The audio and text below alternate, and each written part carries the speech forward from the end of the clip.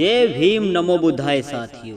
है ऊंची जाति वाले लोग, तू हर रोज तोड़ो हमारे बाबा साहब की मूर्ति को। हम दलित हर रोज एक नई मूर्ति बनाएंगे।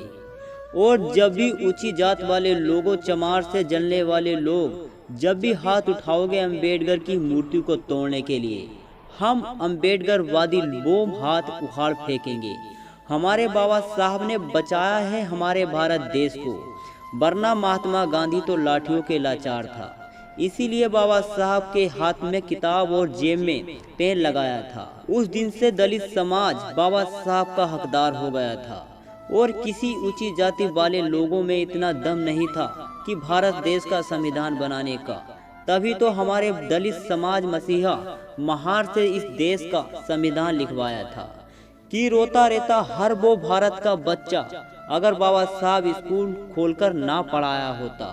क्या होता हमारे इस भारत देश का अगर हमारे बाबा साहब ने छुआछूत को, जातियों से भेदभाव को ना मिटाया होता। दुखी हो जाता हर वो इंसान, रोते रोते ना जाने कितने मर जाते भूखमरी से। हमारे बाबा साहब अंबेडकर एक ऐसे महापुरुष थे जो निकले थे धूल मिट्टी से।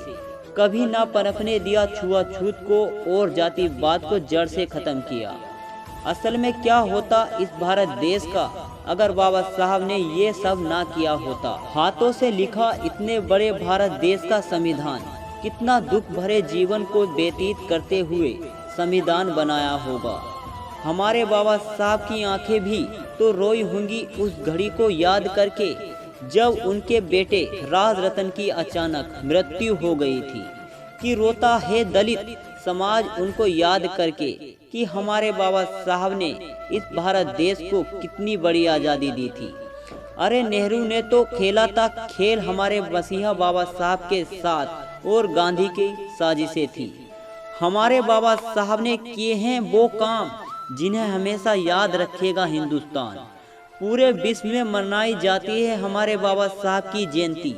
कोई भी इंसान ना हुआ है हमारे बाबा साहब के जैसा और ना कभी हो पाएगा। और यदि बहुजन समाज जाग जाए तो जय भीम के नारे के साथ तो नीला झंडा भी आसमान में लहराया जाएगा। और हमारे बाबा साहब ने लगाया है तिरंगे झंडे में अशोक चक्र का चिन्ह, ये कभी भारत देश नहीं भूल पाएगा। दबाने की जाएंगी कोशिशें बहुत दलितों को, हम किसी एक से भी नहीं दब पाएंगे कि हम बाबा साहब के वंशज हैं, ये सारे देश में बोलूँगा। आखिरी समय में भगवान को याद नहीं करूँगा, हम अपने मसीहा बाबा साहब को याद करके मर जाएंगे। ना होते अंबेडकर तो हमारी माँ तब भी हमें जन्म देती, मगर हमारे बाबा साहब की बदौलत हमारी ये जिंदगी नहीं है, वरना ये जिंदगी तो जानवरों से भी बदतर होती। कि बाबा साहब जैसा कोई भी इंसान नहीं।